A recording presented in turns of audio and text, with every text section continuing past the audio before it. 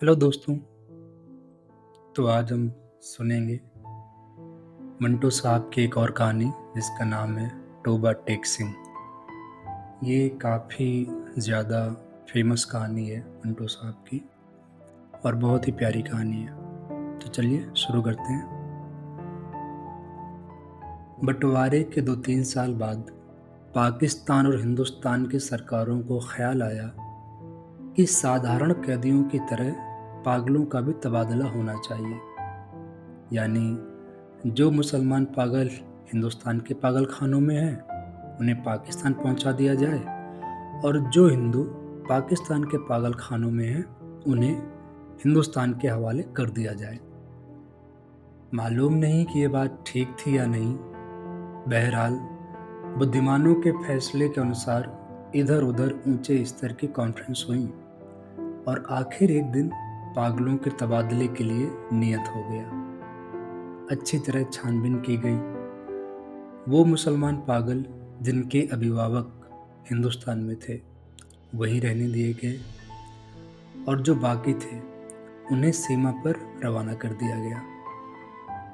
यहाँ पाकिस्तान से करीब करीब सभी हिंदू और सिख जा चुके थे, इसलिए किसी को रखने रखाने का सवाल ही पैदा ना हुआ। जितने हिंदू सिख पागल थे सब के सब पुलिस के संरक्षण में सीमा पर पहुंचा दिए गए। उधर की मालूम नहीं, लेकिन इधर लाहौर के पागल खाने में जब इस तबादले की खबर पहुंची तो बड़ी दिलचस्प और कौतुकपूर्ण बातें होने लगी। एक मुसलमान पागल जो 12 बरस से रोजाना बाकायदगी के साथ जमींदार पढ़ता था, उसके दोस्त ने उससे पूछा, मौलवी साहब ये पाकिस्तान क्या होता है? इस पर तो उसने बड़े सोच विचार कर जवाब दिया, हिंदुस्तान में एक जगह है जहां उस्तरे बनते हैं। ये जवाब सुनकर उसका मित्र संतुष्ट हो गया। इसी तरह एक सिख पागल ने दूसरे सिख पागल से पूछा, सरदार जी हमें हिंदुस्तान क्यों भेजा जा रहा है? हमें तो वहां की बोली भी नहीं आती। दूसरा मुस्कुरा दिया, मुझे तो हिंदुस्तान की बोली आती है। हिंदुस्तानी बड़े शैतानी आकड़ आकड़ फिरते हैं। एक मुसलमान पागल ने नहाते नहाते पाकिस्तान जिंदाबाद का नारा इतनी जोर से बुलंद किया कि फर्श पर फिसल कर गिरा और अचेत हो गया। कुछ पागल ऐसे भी थे जो पागल नहीं थे। इनमें अधिकतर ऐसे कातिल थे जिनके रिश्तेदारों ने अफसरों को दे दिलाकर पागल खाने भिजवा दिया था ताकि वो फांसी के फंदे से बच जाएं। ये कुछ कुछ समझते थे कि हिंदुस्तान का क्यों विभाजन हुआ है और वो पाकिस्तान क्या है, लेकिन सभी घटनाओं से ये भी बेखबर थे। अखबारों से कुछ पता नहीं चलता था और पहरेदार अनपढ़ जाहिल थे। उनकी बातचीत से भी वो कोई नतीजा नहीं निकाल सकते थे। उनको सिर्फ इतना मालूम था कि एक आदमी मोहम्मद अली जिन्ना है, जिसको कायदे आजम कहते हैं। उसने मुसलमानों के लिए एक अलग मुल्क बनाया है जिसका नाम पाकिस्तान है। ये कहाँ है, इसकी स्थिति क्या है, इसके विषय में वो कुछ नहीं जानते थे। यही कारण है कि पागल खाने में वो सब पागल जिनका दिमाग पूरी तरह से खराब नहीं था इस ऊहापोह में थे कि वो पाकिस्तान में है या हिंदुस्तान में। अगर हिंदुस्तान में है तो पाकिस्तान कहाँ है, और अगर वो पाकिस्तान में है तो ये कैसे हो सकता है कि कुछ अरसा पहले यहाँ रहते हुए भी हिंदुस्तान में थे। एक पागल तो पाकिस्तान और हिंदुस्तान तथा हिंदुस्तान और पाकिस्तान के चक्कर में ऐसा पड़ा कि ज्यादा पागल हो गया। झाड़ू देते देते एक दिन दरख्त पर चढ़ गया और एक टहनी पर बैठकर 2 घंटे लगातार भाषण देता रहा, जो पाकिस्तान और हिंदुस्तान के नाजुक मामले पर था। सिपाहियों ने उसे नीचे उतरने के लिए कहा तो वो और ऊपर चढ़ गया।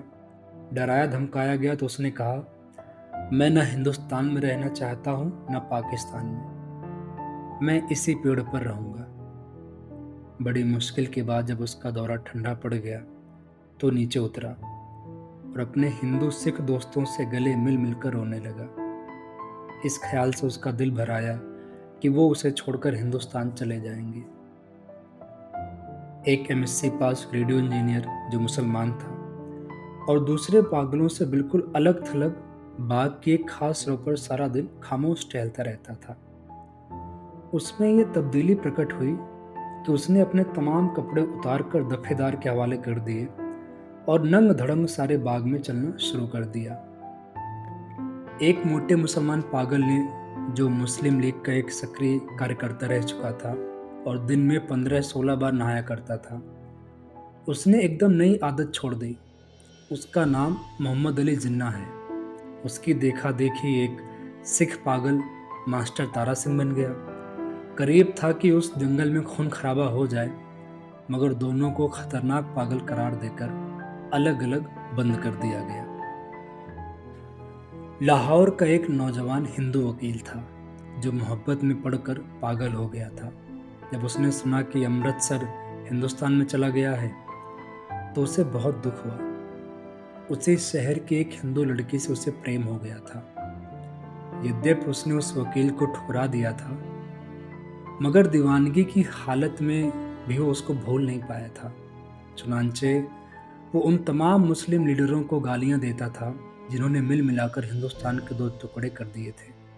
उसकी प्रेमिका हिंदुस्तान बन गई थी और वो पाकिस्तानी। जब तबादले की बात शुरू हुई तो वकील को पागलों ने समझाया कि वो दिल छोटा ना करे, उसको हिंदुस्तान भेज दिया जाएगा, उस हिंदुस्तान में जहां उसकी प्रेमिका रहती है। मगर वो लाहौर छोड़ना नहीं चाहता था, इस ख्याल से कि अमृतसर में उसकी प्रैक्टिस नहीं चलेगी। यूरोपियन वार्ड में दो एंग्लो इंडियन पागल थे। उनको जब मालूम हुआ कि हिंदुस्तान को आज़ाद करके अंग्रेज चले गए हैं तो उनको बड़ा दुख हुआ। वो छिप छिप कर घंटों इस समस्या पर बातचीत करते थे कि पागल खाने में उनकी हैसियत किस तरह की होगी, यूरोपियन वार्ड रहेगा या जाएगा, ब्रेकफास्ट मिलेगा या नहीं, कहीं उन्हें डबल रोटी के बजाय ब्लडी इंडियन चपाती तो नहीं खानी पड़ेगी। एक सिख था जिसको पागल खाने में दाखिल हुए 15 वर्ष हो चुके थे। हर समय उसकी जबान से अजीब गरीब शब्द सुनने में आते थे। ओपड़ दी, गड़गड़ दी, एनेक्स दी, बिंध्याना दी, मूंग की दाल ऑफ दी लालटेन। अलबत्ता कभी कभी किसी दीवार के साथ टेक लगा लेता था। हर समय खड़े रहने से उसके पांव सूज गए थे, पिंडलियां भी फैल गई थी, मगर इस शारीरिक तकलीफ के बावजूद लेटकर आराम नहीं करता था। हिंदुस्तान, पाकिस्तान और पागलों के तबादले के विषय में जब कभी पागलों में चर्चा होती थी तो वो ध्यान से सुनता था। कोई उससे पूछता कि उसका क्या ख्याल है तो वो बड़ी गंभीरता से जवाब देता, ऊपर दी, गड़गड़ दी, नेक्स्ट दी, बिंध्याना दी, मूंग की दाल ऑफ द पाकिस्तान गवर्नमेंट। लेकिन बाद में ऑफ द पाकिस्तान गवर्नमेंट की जगह ऑफ द टोबा टेक सिंह ने ले ली। उसने दूसरे पागलों से पूछना शुरू किया कि टोबा टेक सिंह कहाँ है, कहाँ का रहने वाला है, लेकिन किसी को भी मालूम नहीं था कि वो पाकिस्तान में है या हिंदुस्तान में। जो बताने की कोशिश करते वो खुद इस उलझन में फंस जाते कि सियालकोट पहले हिंदुस्तान में होता था, पर अब सुना है कि पाकिस्तान में है। क्या पता है कि लाहौर जो पाकिस्तान में है कल हिंदुस्तान में चला जाएगा, या सारा हिंदुस्तान ही पाकिस्तान बन जाएगा। और ये भी कौन सीने पर हाथ रखकर कह सकता था कि हिंदुस्तान और पाकिस्तान दोनों किसी दिन सिरे से गायब ना हो जाएंगे। एक सिख पागल के केस छिदरे होकर बहुत थोड़े ही रह गए थे, चूंकि वो बहुत कम नहाता था। दाढ़ी और बाल आपस में जम गए थे, जिसके कारण उसकी शक्ल बड़ी भयानक हो गई थी। लेकिन वो आदमी किसी का नुकसान नहीं करता था। 15 वर्षों में उसने किसी से झगड़ा फसाद नहीं किया था। पागल खाने के जो पुराने नौकर थे वो उसके बारे में इतना जानते थे कि टोबा टेक सिंह में उसकी कई जमीनें थीं। अच्छा खाता पीता जमींदार था कि अचानक ही दिमाग उलट गया। उसके रिश्तेदार लोहे की मोटी मोटी जंजीरों में उसे बांध कर लाए और पागल खाने में दाखिल करा गए। महीने एक बार मुलाकात के लिए ये लोग आते थे और उसकी राजी खुशी मालूम करके चले जाते थे। एक मुद्दत तक ये क्रम चलता रहा, लेकिन जब पाकिस्तान हिंदुस्तान की गड़बड़ शुरू हो गई तो उनका आना बंद हो गया। उसका नाम बिशन सिंह था, मगर सब उसे टोबा टेक सिंह कहते थे। उसे बिल्कुल ये मालूम न था कि दिन कौन सा है, महीना कौन सा है, या कितने साल बीत चुके हैं। लेकिन हर महीने जब उसके स्वजन और संबंधी उससे मिलने आते तो उसे अपने आप पता चल जाता था। चुनांचे वो एक दफेदार से कहता था कि उसकी मुलाकात आ रही है। उस दिन वो अच्छी तरह नहाता, बदन पर खूब साबुन घिसता और सिर में तेल लगाकर वो कंघी करता। अपने कपड़े जो वो कभी इस्तेमाल नहीं करता था, निकलवा कर पहनता और यूं सज बनकर मिलने वालों के पास जाता। वो उससे कुछ पूछते तो चुप रहता था या कभी-कभी "ऊपर दी गड़गड़ दी एनेक्स दी बिंध्याना दी मूंग दी दाल ऑफ दी लालटेन" कह देता। उसकी एक लड़की थी जो हर महीने में 1 अंगुल बढ़ती-बढ़ती 15 वर्ष में जवान हो गई थी। बिशन सिंह उसे पहचानता ही न था। जब वो बच्ची थी तब भी अपने बाप को देखकर रोती थी। जवान हुई तब भी उसकी आंखों में आंसू बहते थे। पाकिस्तान और हिंदुस्तान का किस्सा शुरू हुआ तो उसने दूसरे पागलों से पूछना शुरू किया कि टोबा टेक सिंह कहाँ है। जब संतोषजनक उत्तर न मिला तो उसकी कुरेद दिन-ब-दिन बढ़ती गई। अब मुलाकात को भी नहीं आती थी। पहले तो उसे अपने आप पता चल जाता था कि मिलने वाले आ रहे हैं, पर अब जैसे उसके दिल की आवाज़ भी बंद हो गई हो, जो उसे उनके आने की खबर दे दिया करती थी। उसकी बड़ी इच्छा थी कि वो लोग आएँ, जो उससे सहानुभूति प्रकट करते थे, उसके लिए फल, मिठाइयाँ और कपड़े लाते थे। यदि वो उनसे पूछता कि टोबा टेक सिंह कहाँ है, तो वो निश्चित बता देते कि पाकिस्तान में है या हिंदुस्तान में, क्योंकि उसका विचार था कि वो टोबा टेक सिंह ही से आते थे, जहाँ उसकी ज़मीन है। पागल खाने में एक पागल ऐसा भी था जो अपने को खुदा कहता था। उससे जब एक दिन बिशन सिंह ने पूछा कि टोबा टेक सिंह पाकिस्तान में है या हिंदुस्तान में, तो उसने अपनी आदत के मुताबिक कह कहा लगाया और कहा वो न पाकिस्तान में है और न हिंदुस्तान में, इसलिए कि हमने अभी तक हुक्म नहीं दिया। बिशन सिंह ने खुदा से कई बार मिन्नत खुशामद की कि वो उसे हुक्म दे दे ताकि झंझट खत्म हो, मगर वो बहुत व्यस्त था क्योंकि उसे और भी अनगिनत हुक्म देने थे। एक दिन तंग आकर वो उस पर बरस पड़ा। ऊपर दी गड़गड़ दी एनेक्स दी मूंग दी दाल आप वाहेगुरु जी दे खालसा एंड वाहेगुरु जी दे फतेह, जो बोले सोनिया सत श्री अकाल। उसका शायद ये मतलब था कि तुम मुसलमानों के खुदा हो, सिखों के खुदा होते तो जरूर मेरी सुनते।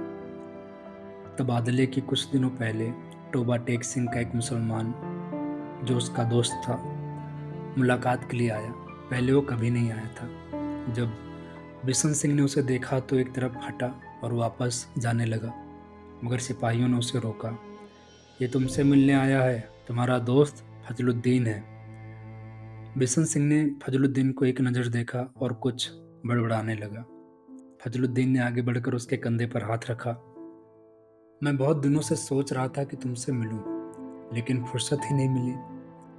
तुम्हारे सब आदमी राजी खुशी हिंदुस्तान चले गए थे।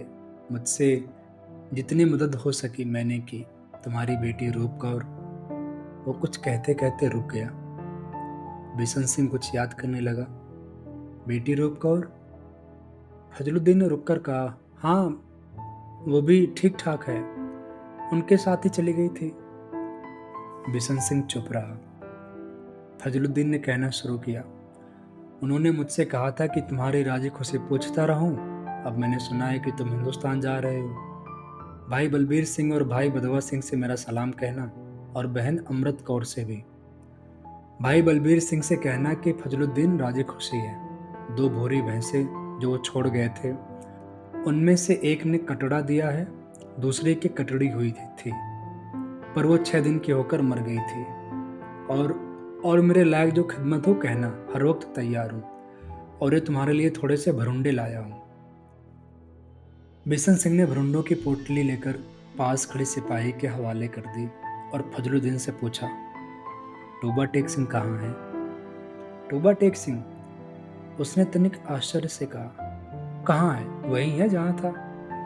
बिशन सिंह ने पूछा, पाकिस्तान में है या हिंदुस्तान में? हिंदुस्तान में। नहीं नहीं, पाकिस्तान में। फजलुद्दीन बौखला सा गया। बिशन सिंह बड़बड़ाता हुआ चला गया। ऊपर दी गड़गड़ दी नेक्स्ट दी बिंध्याना दी मूंग दी दाल of the Pakistan and Hindustan of the दुर्म द फुट। तबादले की तैयारियां पूरी हो चुकी थी।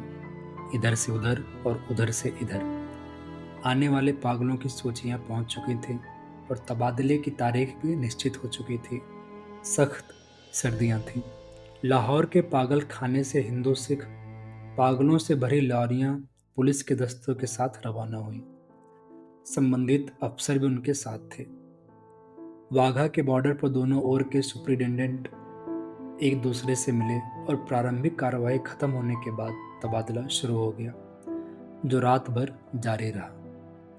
पागलों को लॉरियों से निकालना और उनको दूसरे अफसरों के हवाले करना बड़ा कठिन काम था। कुछ तो बाहर निकलते ही नहीं थे, जब निकलने को तैयार होते उनको संभालना होता, क्योंकि इधर उधर भाग उठते थे। जो नंगे थे उनको कपड़े पहनाए जाते तो फाड़कर अपने शरीर से अलग कर देते। कोई गालियां बक रहा था, कान पड़ी आवाज सुनाई नहीं देती थी। पागल स्त्रियों का शोरगुल अलग था और सर्दी इतनी कड़ाके की थी कि दांत से दांत बज रहे थे। अधिकतर पागल इस तबादले को नहीं चाहते थे, इसलिए कि उनकी समझ में नहीं आता था कि उन्हें अपनी जगह से उखाड़कर कहाँ फेंका जा रहा था। थोड़े से वो जो सोच समझ सकते थे, पाकिस्तान जिंदाबाद के नारे लगा रहे थे। 2-3 बार झगड़ा होते होते बचा, क्योंकि कुछ हिंदुओं और सिखों को भी नारे सुनकर तैश आ गया था। जब बिशन सिंह की बारी आई और जब उसको दूसरी ओर भेजने के संबंध में अधिकारी लिखत पढ़त करने लगे, तो उसने पूछा, टोबा टेक सिंह कहाँ है, पाकिस्तान में या हिंदुस्तान में? संबंधित अधिकारी हंसा और बोला, पाकिस्तान में। यह सुनकर बिशन सिंह उछलकर एक तरफ हटा और दौड़कर अपने शेष साथियों के पास पहुंच गया। पाकिस्तानी सिपाहियों ने उसे पकड़ लिया और दूसरी तरफ ले जाने लगे, किंतु उसने चलने से इनकार कर दिया। टोबा टेक सिंह कहाँ है? और जोर जोर से चिल्लाने लगा, ओ पड़दी गड़गड़ती एनेक्स दी बंदियाना दी मूंग दी दाल ऑफ टोबा टेक सिंह एंड पाकिस्तान। उसे बहुत समझाया गया, देखो टोबा टेक सिंह अब हिंदुस्तान में चला गया है, यदि नहीं गया है तो उसे तुरंत ही भेज दिया जाएगा, किंतु वो न माना। जब जबरदस्ती दूसरी ओर ले जाने की कोशिशें की गईं, तो बीच में एक स्थान पर इस प्रकार अपनी सोजी हुई टांगों पर खड़ा हो गया, जैसे अब कोई ताकत उसे वहां से नहीं हटा सकेगी। क्योंकि आदमी बेजरर था, इसलिए उसके साथ जबरदस्ती नहीं की गई, उसको वहीं खड़ा रहने दिया गया और शेष काम होता रहा। सूरज निकलने से पहले स्तब्ध खड़े हुए बिशन सिंह के गले से एक गगनभेदी चीख निकली। इधर उधर से कई अफसर दौड़ आए और देखा कि वो आदमी जो 15 वर्ष तक दिन रात अपनी टांगों पर खड़ा रहा था, औंधे मुंह लेटा था। इधर कांटेदार तारों के पीछे हिंदुस्तान था, उधर वैसे ही कांटेदार तारों के पीछे पाकिस्तान। बीच में जमीन के उस टुकड़े पर जिसका कोई नाम नहीं था, टोबा टेक सिंह पड़ा था।